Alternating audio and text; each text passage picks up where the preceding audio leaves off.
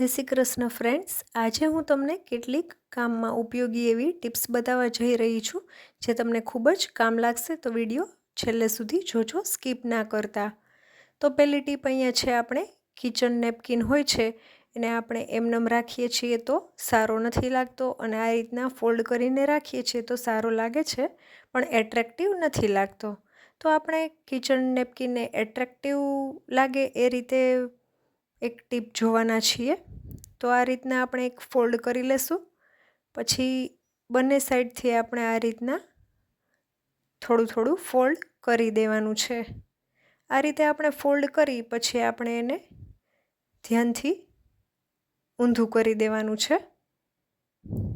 હવે આપણે જે એક ટ્રાયેંગલવાળું જે કોર્નર બને છે ત્યાંથી આપણે આ રીતના ફોલ્ડ અંદરની સાઈડ કરતા જઈશું અને એક ટાઈટ એવો રોલ વાળી લેવાનો છે। આ રીતે રોલ વાળી લેશું એટલે આપણે જે બહારના બે છેડા મળે છે એને આપણે અંદરની સાઈડ આ રીતના ખોસી દેવાના છે। તો આ રીતના રોલ વાળી અને આપણે રાખવાથી કિચન આપણું સરસ એટ્રેક્ટિવ લાગશે। તો આ ટીપ તમને કેવી લાગી મને ચોક્કસથી કમેન્ટ કરીને જણાવજો। નેક્સ્ટ ટીપ આપણે છે, ચોમાસામાં આપણે કીડીઓનો ત્રાસ બહુ હોય છે, કીડીઓ મકોડા થઈ જતા હોય છે, તો આપણે એક વાટકીમાં ટેલ્કમ પાવડર લેવાનો છે 1 ચમચી, અને એક ચમચી હળદર લેવાની છે। બંનેને આપણે સારી રીતે મિક્સ કરી લેવાના છે। અહીંયા તમે કોઈ પણ બ્રાન્ડનો ટેલ્કમ પાવડર લઈ શકો છો। આ રીતે મિક્સ કરી અને જ્યાં કીડીઓનો ત્રાસ હોય ત્યાં છાંટી દેશો તો કીડીઓ દૂર થઈ જશે।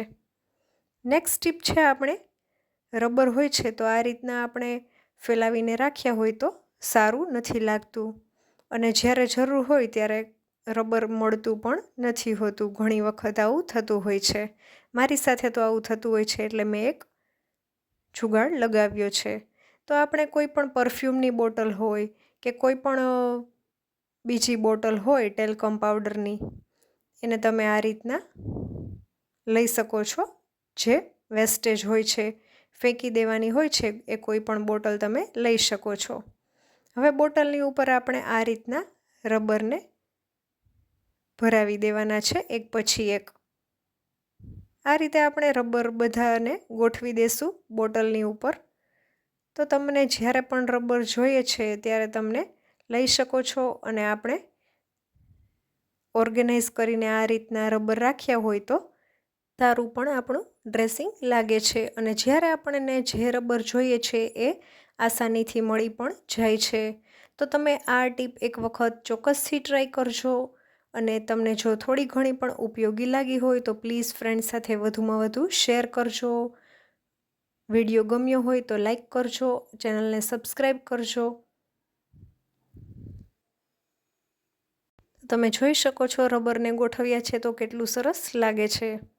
નેક્સ્ટ ટીપ આપણે જોઈ લઈએ, તો એ છે, આપણે જ્યારે પણ કોઈ આપણે નેલ પેન્ટ કરી હોય અને પછી આપણને રિમૂવ કરવાની ઈચ્છા થાય કે આપણને નેલ પોલિશનો રિમૂવર ના હોય ઘરમાં, તો આપણે નેલ પેઇન્ટને કેવી રીતના રિમૂવ કરશું। નેલ પોલિશ તો આપણને બધાને ફેવરિટ હોય જ છે। તો હવે જ્યારે રિમૂવ કરીએ તો આ રીતના કોઈ પણ સ્પ્રે આપણે નેલ પેન્ટ પર લગાવી દેશું, અને આ રીતના આપણે નેલ પોલિશને આસાનીથી કાઢી શકશું। મેં અહીંયા ટીસ્યુ લીધું છે, આ રીતના આપણે ટીસ્યુથી અને સ્પ્રેથી આસાનીથી નેલ પોલિશ કાઢી શકશું।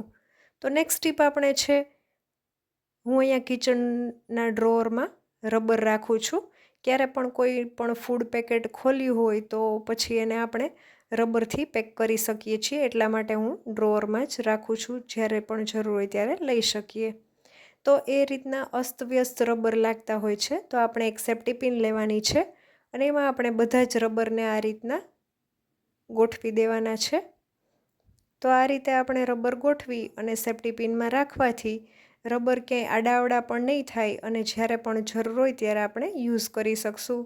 અને ક્યારે પણ બહારગામ જતા હોય ત્યારે તમે પર્સમાં પણ આ રીતના સેફ્ટી પિનમાં રબરને ભરાવી અને લઈ જઈ શકો છો। તો ટીપ તમને કેવી લાગી ચોક્કસથી કમેન્ટ કરજો।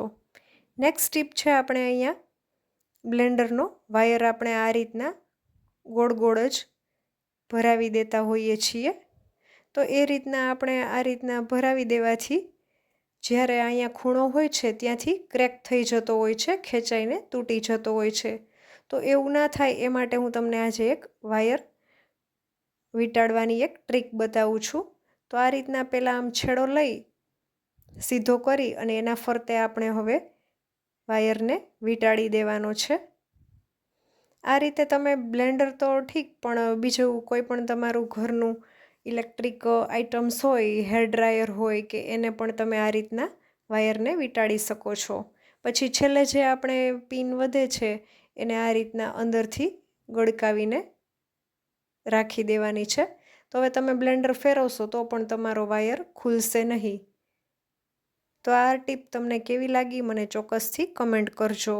જો વિડીયો ગમ્યો હોય તો પ્લીઝ શેર કરજો, લાઈક કરજો. ફરી મળીશું આવા જ નવા વિડીયો સાથે. ત્યાં સુધી આવજો.